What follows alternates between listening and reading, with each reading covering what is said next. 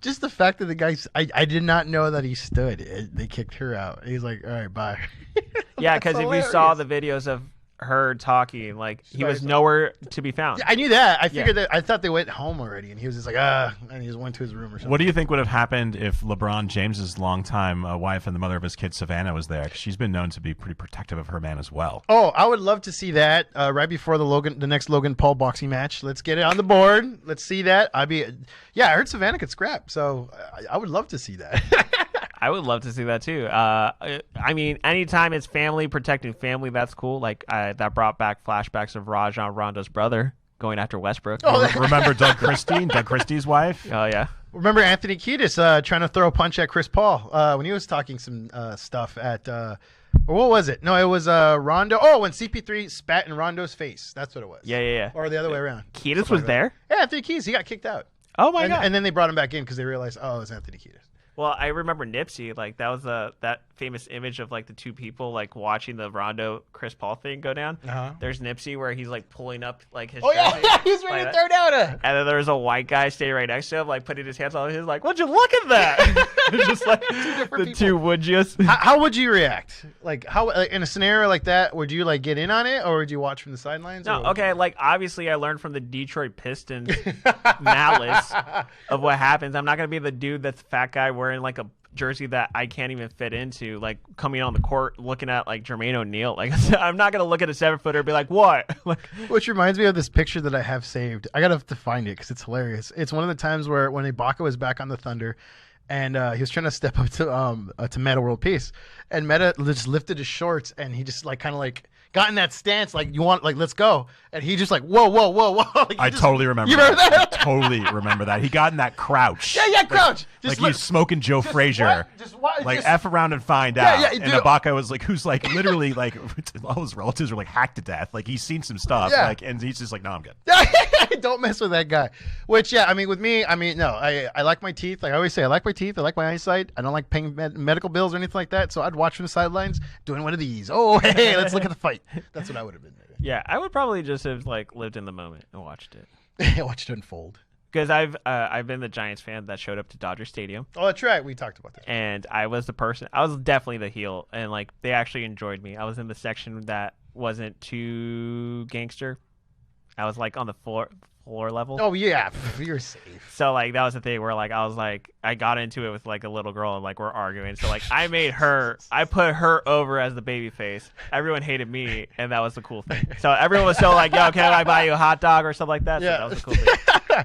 Yeah, okay. I mean, you know, if next time just sit in the left field pavilion with me, I'll protect you for 5 minutes, and then you're on your own. Lies. And then hey, I gotta go to the restroom. I'll be right back. So getting stabbed. Good luck.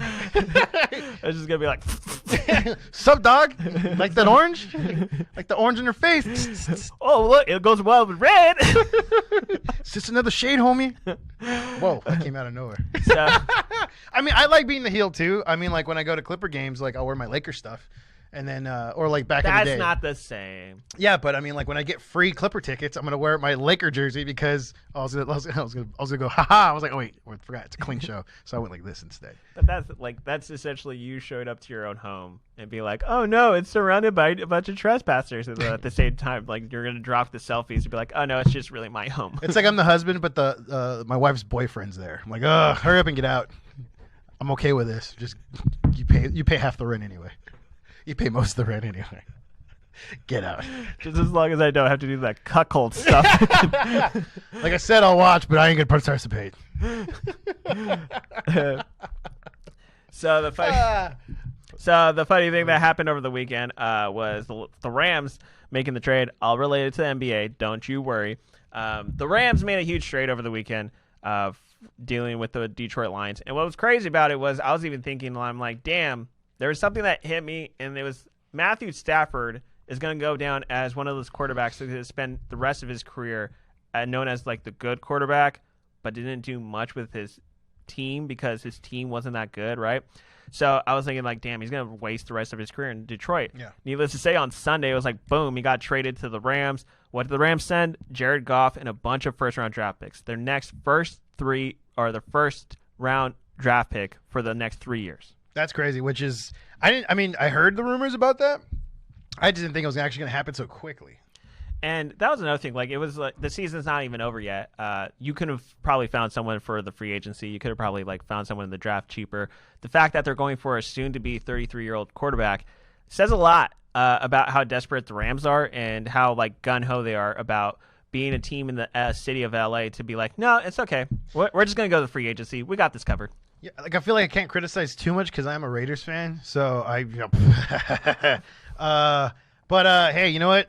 So is this like a must-win scenario for them for this next season then? Definitely. Yeah. And they're putting themselves in that situation. But why I bring this up is because we see this with the Clippers. We saw this at the Lakers about 7 years ago, where it's you're trading a lot of your draft picks away, and you're like, it's okay.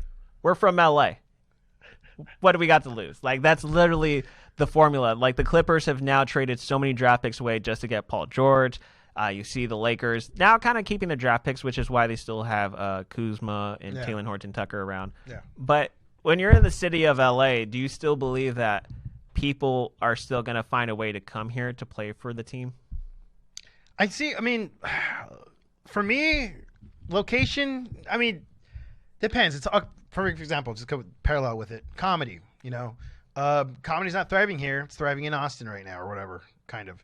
But I like here. This is my home, but the weather's the greatest. Everything's here still, and things are, this is still an attraction. So it's like, I don't know, I'm split 50-50. So yes and no at the same time. Because it's like, yeah, it's LA still, everything's still here, and everyone wants to come here still. But at the same time, it's not as hot as it used to be. But also the talent is not here as much as it used to be. So I don't know. So it's kind of one of those scenarios where it's like, I don't know. We're in a city now where the Rams we see are trying to do draft picks. Yeah, they're trying to pull a Clippers. But at the same time, is there a difference between the Chargers, the Rams, the Clippers versus the Lakers? Because I think the Lakers still have the namesake where it works with the Lakers. They're the brand. The Clippers, yeah, like they're title contenders, but still they don't have the name brand as the Lakers. Well, yeah, because they haven't established themselves as that yet. They haven't really. I mean, they've gotten close, and that's what they're kind of putting all their chips on. Is hey, we almost got there a couple times. Come play with us still. Like come join, come make it happen with us.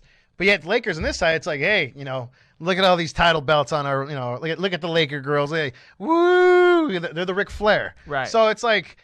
Yeah, I mean, the Clippers will never be the Lakers.